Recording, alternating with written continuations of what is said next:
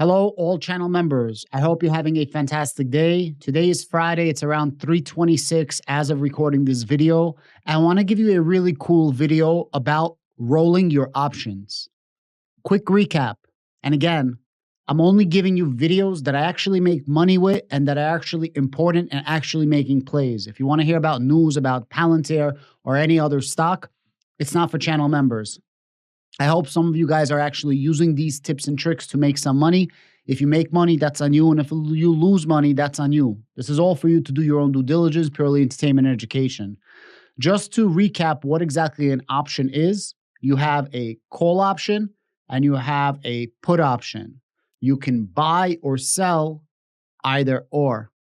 When you are buying a call, you are telling somebody that you will buy a certain amount of shares at a certain price, which is the strike price at a certain date. This is what's called buying a call option. There's something called selling a call option. When you sell a call option, you are the bank and you are telling somebody that you will sell them your shares at a specific price called the strike price by a specific date.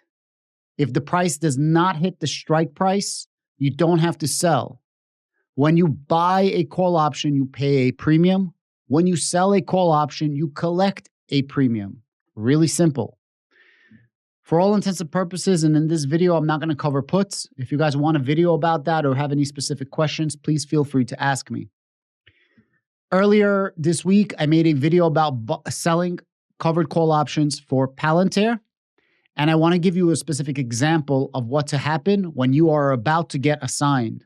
Getting assigned means that by the end of the expiration date, which for me was today, at an $18.50 strike, I would have had to sell my Palantir shares at $18.50. If that happens, you have a few options, and I wanted to show you some options that you can actually do. And I don't mean like options selling or buying options, like actual options or variations of the options you have. I think it's going to be really cool if I show you better than explain to you. Take a look. This is my Robinhood account. We're over 500,000 again. This is the public account. We're doing very well. So I want to show you something. This is called rolling an option. I'm going to show you an example using this SoFi option. And then I'm going to show you what I did earlier today on my Palantir option. And remember, the whole point of this is to learn, not a specific play, but for you to make money over the course of your entire lifetime. At the end of the day, education is priceless. A single play can be measured, but education is priceless. If I go a little bit lower over here, you're going to see the option that I'm talking about. It's right here. This option expires 11/3, which is today. I have an $8.50 strike. The current price of SoFi is $8.05, so I'm safe. This is going to expire worthless. But if I wanted to roll this, I would click roll. Let's say I'm coming closer to this. And what you usually do is you roll out for a different date. So automatically it's going to push your contract a week out, but you can go as far out as you want. You can literally go to 2026 to give yourself some time. And then what you usually do is if your contract today is $8.50 and let's say the price is already close to the $8.50, you would go $9. So you would go up and out. You can go $9.50 and then go even more out. So the closer you are to the strike price, the more expensive it's going to be to buy out this contract. But let's just make it super simple and say, hey, I want to go 2 weeks out and I want to do a $9 strike price. You're going to click on this. Automatically, what's going to happen is they're going to say you have to pay a certain amount of money to buy out your contract. Earlier today, I had to pay out like 30 cents, not 1 penny, but like 30 cents. It was very, very expensive to buy out my contract and roll it. And I'll show you what I ended up doing. And then I would collect 9 cents. So what they do is they take the 9, they minus the 1. So you're collecting 9 cents. You're paying 1 cent. So you're debiting 1 cent. You're getting a 9-cent credit. You're left with 8 cents. And again, this is going to be for 11 contracts. 11 contracts is 1,100 shares. So 11 times 8, $88.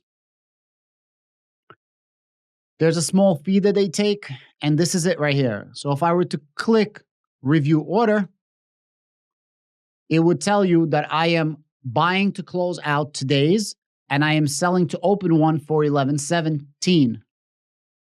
And they would automatically do the numbers. You wouldn't have to do anything. Now, it doesn't mean that it's actually going to get assigned or not. It doesn't mean it's going to get through because it's really harder to, it's easier to sell a contract or buy a contract than to sell and buy a contract at the same time. Let me show you what I did earlier when it comes to Palantir.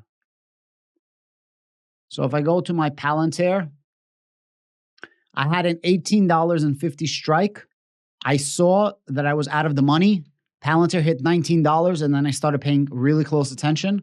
Finally, it hit to like $18.70 and I found a decent opportunity to roll my options.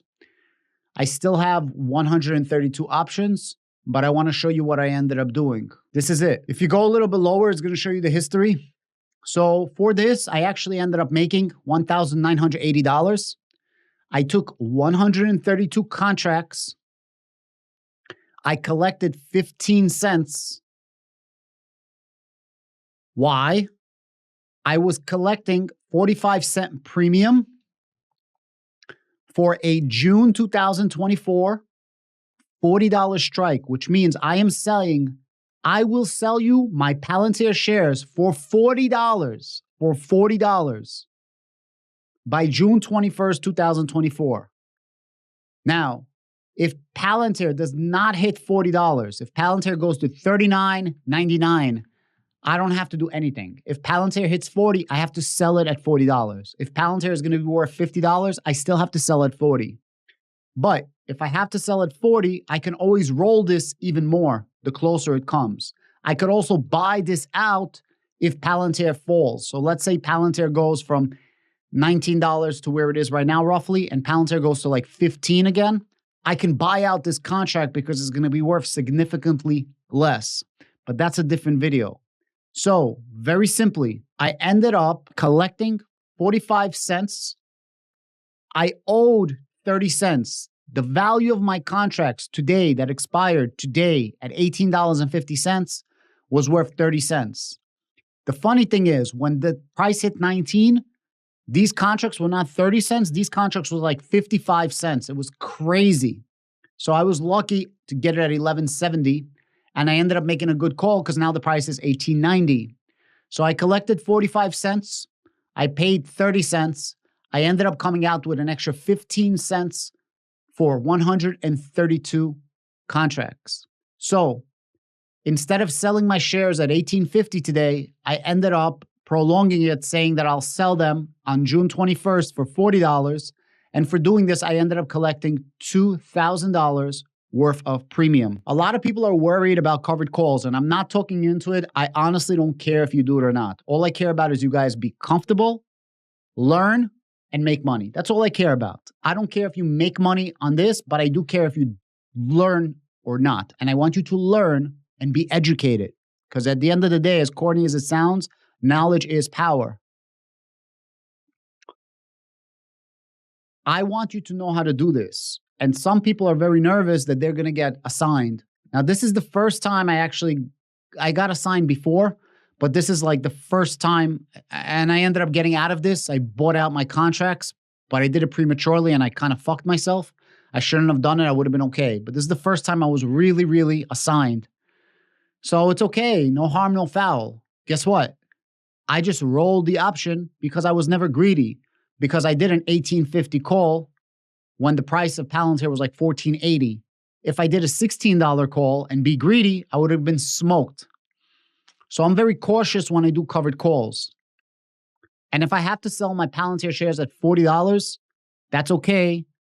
I'll be good with that. Or I'll just roll it again, or buy it out before that happens, or keep DCAing when the price goes down and just buy up more shares in general in the open market. You always have options when it comes to options, pun intended. You can just get assigned and sell your shares. That's why you need to be doing covered calls for more than your initial price. So if you paid $10, don't be doing covered calls for $8. You need to be in profit. 1, 2. If I would have sold my shares for $18.50, I just would have done a cash secured put next week. which means I'm telling somebody that if the price of shares go to a certain point, I'll buy them. That's called a put, when you think the price of something in general is going to go down. But in this case, I just rolled it. And you guys have options. So don't be so nervous in making money. Now, this strategy is not for everybody, but I literally make money every single week. The only thing that sucks about this is that, yeah, I collected $1,980, but I would be collecting around $250, $125 or so, like 130. I collect between 1 or 2 cents a week. So I would be collecting $132 or $264 every week. So I ended up collecting a nice $2,000 premium. But if I don't end up getting out of these by June, I'm going to end up collecting less premium than I would if I were to do it weekly. But that's okay, because I did not have to sell my Palantir shares. And maybe Palantir goes to the moon next week. I don't know what ends up happening. Guys, I hope this helps you in some way, shape, or form. I hope this educates you. And if you have questions, please ask. I'm sorry, I'm not giving you some rah-rah, sis-boom-bah bullshit. I'm trying to teach you guys actual plays that I do. And let me know if this makes sense. Thank you so much. See you guys at the moon. Have a great day.